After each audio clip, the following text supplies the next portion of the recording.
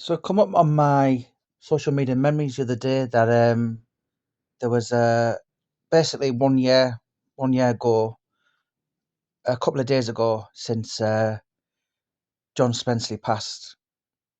Uh, Now John was a lovely man, and I always enjoyed. I had quite a lot to do with John for the last 8 years of his life, and there's so much I've got to thank him for. When I when I decided I was going to start writing books, and obviously, I started off with a couple of them on Paul Sykes.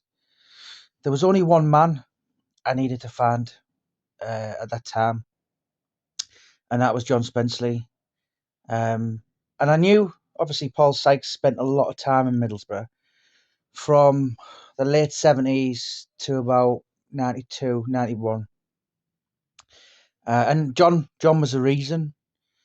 Obviously, John Spensley alone and Tommy Miller were the reason why he was allowed a professional boxing license in the first place. Paul came to live with him, and it wasn't only on the Paul Sykes projects that so many of the stories came from John. There's so many others, a lot of I'm going to start writing a Brian Clough book in 2025, and a lot of the content, a lot of the stories have come from John. The book I finished this week is going to be dedicated to John. So this is the ringmaster, Mickey Duff, and obviously John had a great deal to do with Mickey. I think there's only, to my knowledge, there's only John Spensley and Michael Watson who ever beat Duff in a court battle. I luckily, one of the last times I ever met him, I interviewed John on Mickey Duff. So John's going to feature in this book, and as I said, I'm going to dedicate it to the memory of John Spensley. For the last 12 months, when I'm kind of, like I'm just typing away, and just for half a second, I think I'll give my mate John a ring, and then I remember he's gone, and he was just such a knowledgeable boxing enthusiast. Grew up over the border, amateur boxer, professional boxer.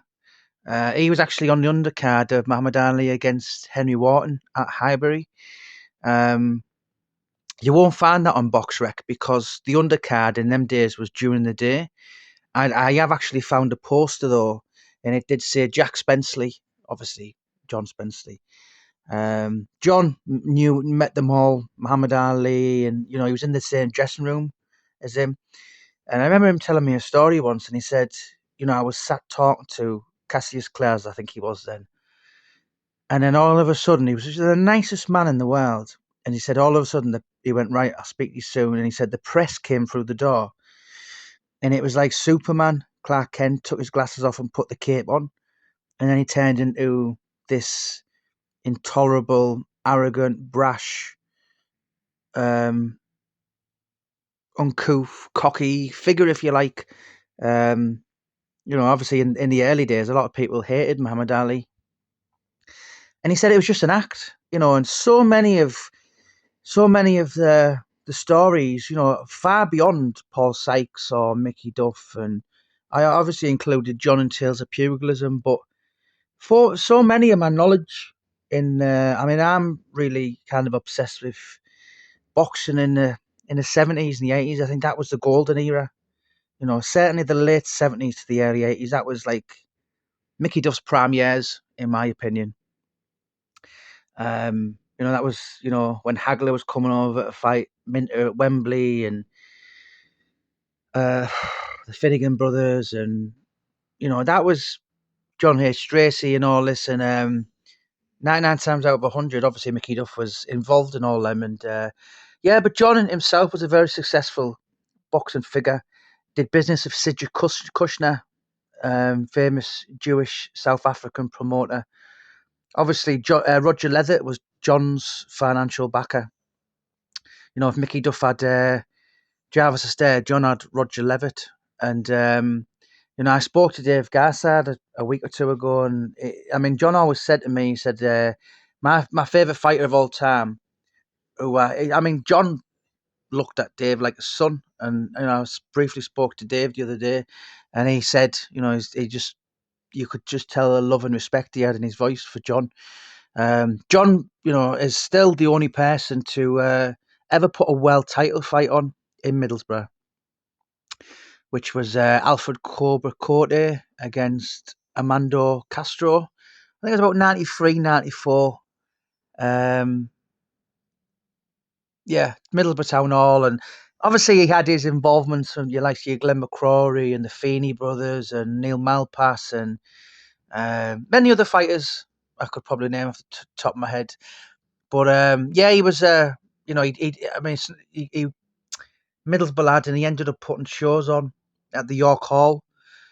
Signed Charlie Magri up for a free fight deal when he left Mickey Duff. So obviously that was a needle.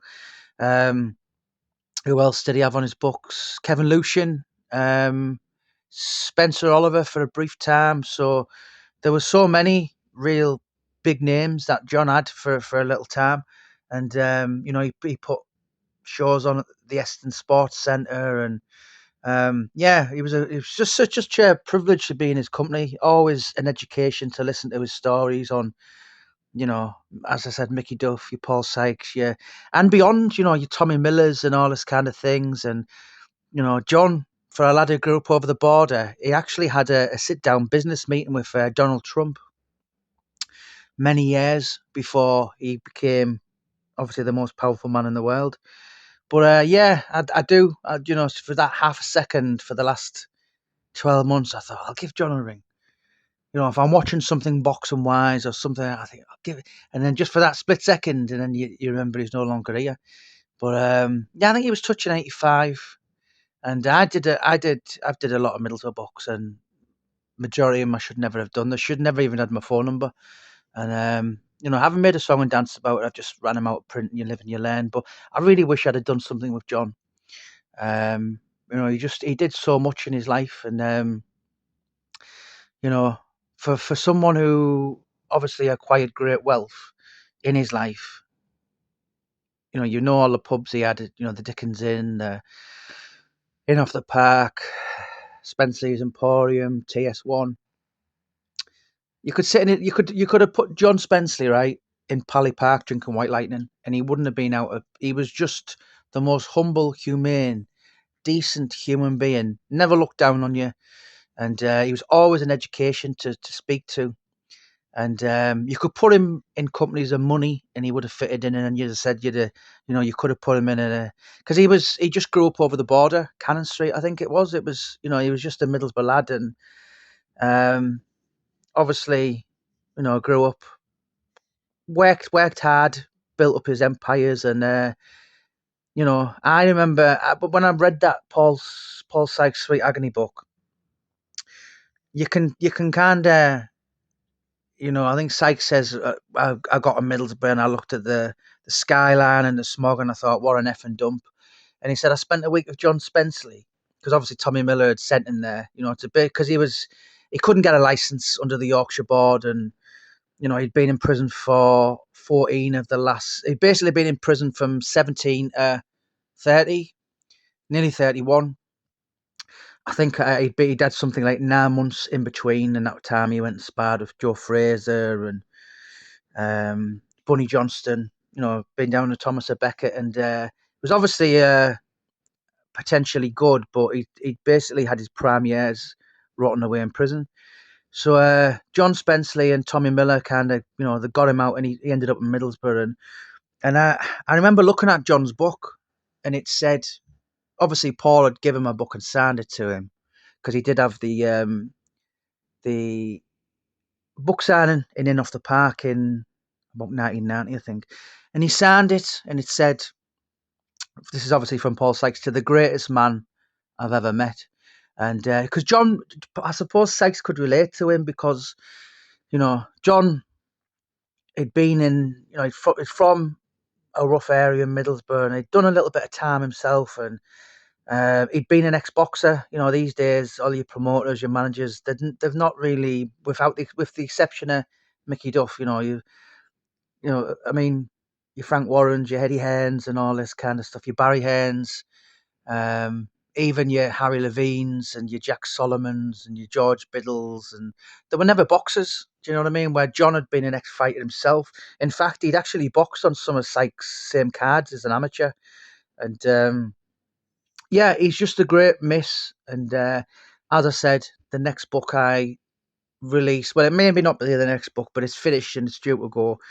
And it will be released in 2025. And I will be dedicating that to the memory of John Spensley. And yeah, he's such a miss. And, anyone who knew him in Middlesbrough, he was always there to help people out. And just such a, I don't know, as I said, for that split second, I always think I'll give him a ring. And then obviously he's no longer here. But I wish I could have did something on him. And as I said, the next book, the Mickey Duff book, it will be dedicated to the memory and the life and times of Middlesbrough's John Spensley.